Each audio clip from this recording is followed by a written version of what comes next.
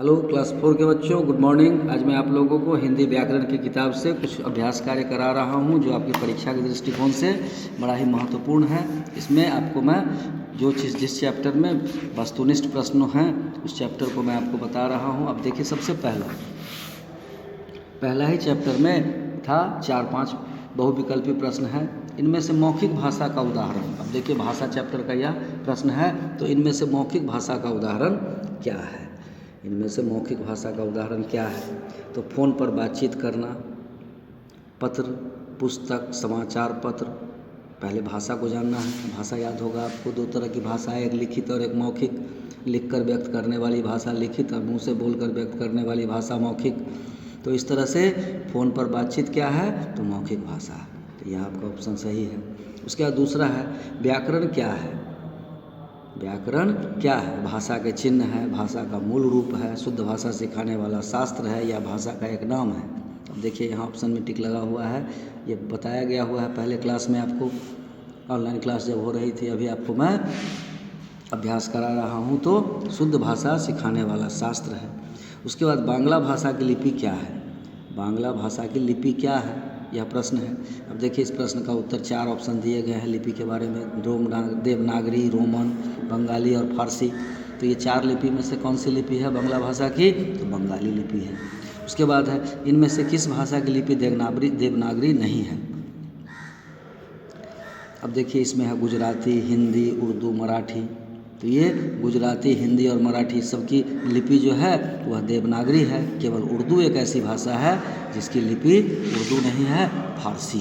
अब आ जाते हैं फिर दूसरे चैप्टर में, देखते हैं। अब देखिए दूसरे चैप्टर में भी है। पहला प्रश्न है किस शब्द में संयुक्त व्यंजन का प्रयोग हुआ है? संयुक्त व्यंजन, व्यंजन कई प्रकार के होते हैं, संयुक्त व्यंजन, द्वित्व व्यंजन। तो संयुक्त व्यंजन में जब 2 व्यंजन वर्ण दो अलग अलग व्यंजन वर्ण एक व्यंजन वर्ण की रचना करते हैं तो उसको संयुक्त व्यंजन कहते हैं। अब देखिए इसमें बुढ़िया इसमें है ही नहीं, कक्षा इसमें है, वरुण इसमें है ही नहीं, ऋषि इसमें भी नहीं है।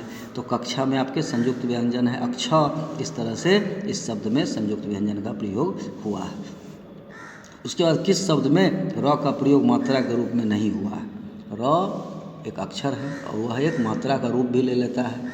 जैसे आप एक शब्द लिखते हैं फर्ज, एक शब्द लिखते हैं क्रम, एक शब्द लिखते हैं ट्रक। तो इसमें देखिए फर्ज लिखते हैं तो ज के ऊपर एफ लगाते हैं, क्रम लिखते हैं तो क के नीचे पदेन लगाते हैं, ट्रक लिखते हैं तो ट के नीचे पदेन लगाते हैं। इस तरह से वह मात्रा बन जाता है। तो यहाँ आपको वही बताना है कि र का रूप मात्रा के रूप में प्रयोग नहीं हुआ है। अब देखिए यहाँ वर्षा में र मात्रा के रूप में है। उसी तरह से ट्रक में देखिए र मात्रा के रूप में है, प्रकार में देखिए र मात्रा के रूप में है, लेकिन गरम में देखिए तो र एक वर्ण के रूप में, एक व्यंजन वर्ण के रूप में है। तो यह ऑप्शन आपका सही है।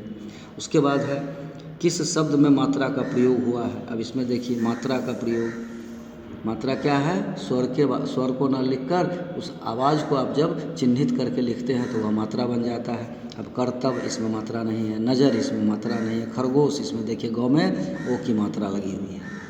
इस तरह से आपका यह शब्द सही है। उसके बाद किस शब्द में आ की ध्वनि का प्रयोग नहीं है? अब इसमें देखिए आ की ध्वनि का प्रयोग नहीं है।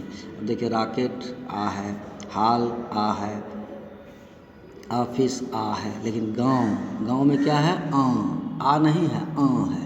तो यह ऑप्शन आपका सही है। इस तरह से आप इसको चिन्हित करेंगे और यह आपका उत्तर होगा। फिर आगे दूसरे दिन मैं दूसरा चीज़ पढ़ाऊँगा।